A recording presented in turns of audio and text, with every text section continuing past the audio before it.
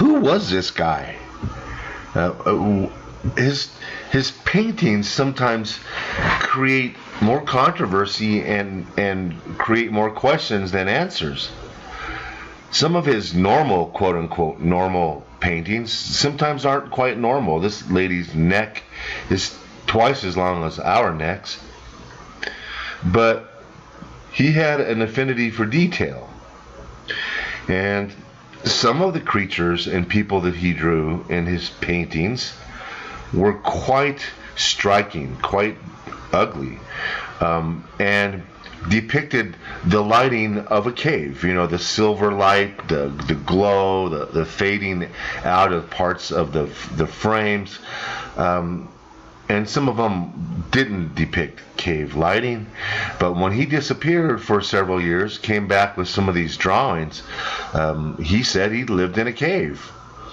And nobody knew what to believe, and I have my own theories on where this cave was, but some of these very detailed images are depicting very strange humanoid-like creatures. And some of them may be human, but some of them look subhuman. And people say these are caricatures, but some of them obviously depict the queen in an unfavorable light. But where did he go? Where was this cave? And nobody's going to be able to answer that question, but we do have our own beliefs. And a lot of times, what we believe here, Todd and me and some of our friends that study this, a lot of times our beliefs come out to be absolutely true and accurate. But we'll go into that later. Right now, we're just amazed by the detail. It's as if somebody took pictures and not drawings. And I sure wish that I could read Italian so that somebody could interpret some of these photos. But speculation runs high when you have so many medieval paintings with flying saucers in them. And even Leonardo appeared to have depicted Ezekiel's wheel and a flying saucer type vehicle, but it could be actually one that has wheels, a chariot of sorts. But it's his human anatomy that is of topic today, because a lot of the anatomy that he depicted with one particular subject reeks of hybrid life form. Nothing is accurate about these anatomy structures in this individual. And for a man who prided himself on accuracy and detail, this is very strange. When you compare his subject's brain to human brain, there's no frontal lobe. The temporal lobe doesn't go below the ear as the human brain does. The medulla oblongata is smaller. The spine does not taper up. It actually tapers out. And the ventricles of the brain are huge. So I don't know what he was depicting, but it was non-human. That's a conclusion I can draw. You know, normal humans, cervical vertebrae, there's only 6, and they taper up. And the heart is very, he knew the heart very well. He wasn't about to make a mistake documenting the structure of the human heart. In fact, the cross section of the human heart, I don't know if I could find that one painting, but very detailed of all 4 chambers of the human heart. But yet there's this subject where the cervical vertebrae does not taper up, it tapers out. And if you count the number of cervical vertebrae, there's an extra vertebrae in there. So it's not human. I mean, it's not human. It's just, I don't know how else to tell you. And then putting it right here in front of you, you can count the vertebrae yourself.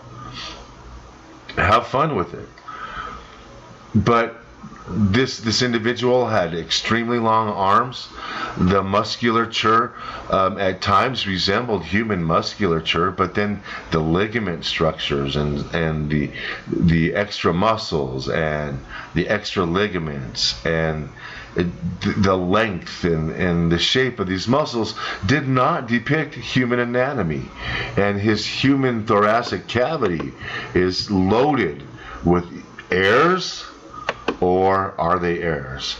You know, the bladder's oversized, there's no stomach, the spleen is oversized, the liver's undersized, and the ligaments and the venous structures, whether you call these tubes that he's drawing, whether you call them ligaments or veins, they just don't match up human anatomy.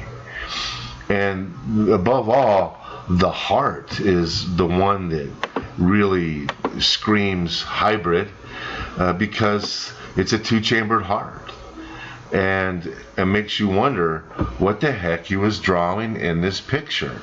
It looks like there's ropes coming down from the kidneys and to the blood. I mean, there's just nothing human about this individual, and the heart is a 2-chambered heart. There it is right there for you. Now our kidneys, they do sit up high, higher than you would think, and so that's nothing strange there. The length of his toes is pretty long, but when you count the ribs, there's 12 ribs in humans, and the rib cage isn't very long. It comes down just to the abdomen and cuts off. The liver is, huge in humans. And the scapula, look at the scapula on the left. That is 3 times the size of a human scapula.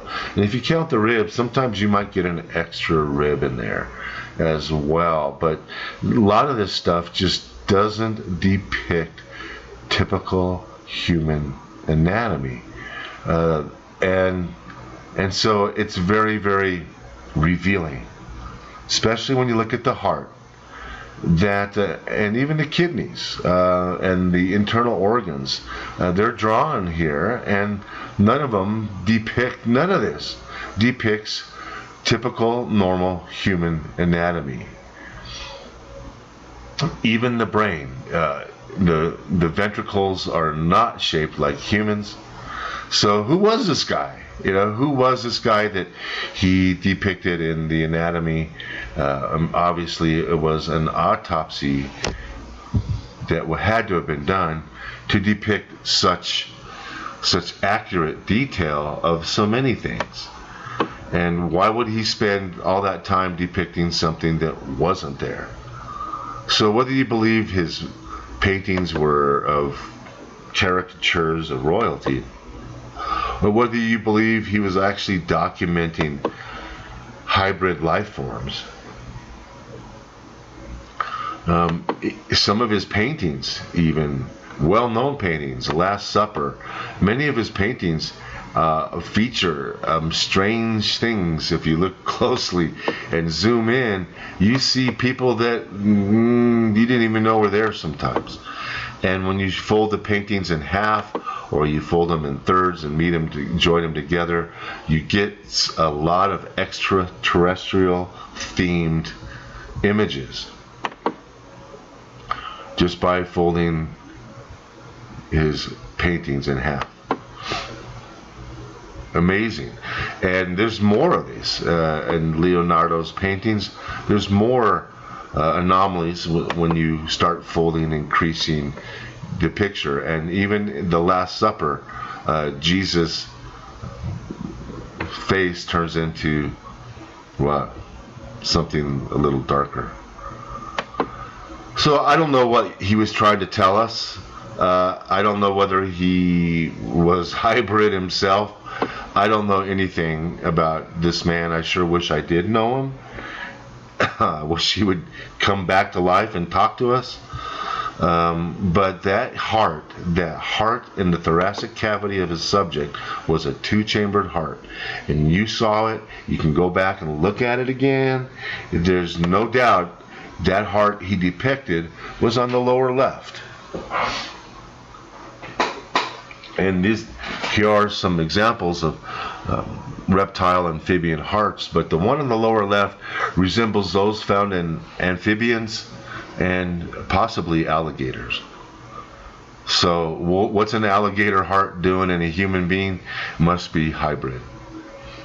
And the kidneys really in the humans are larger than the kidneys he depicted in his subject. Venous system throughout the urinary system is completely different than human anatomy. It's completely different.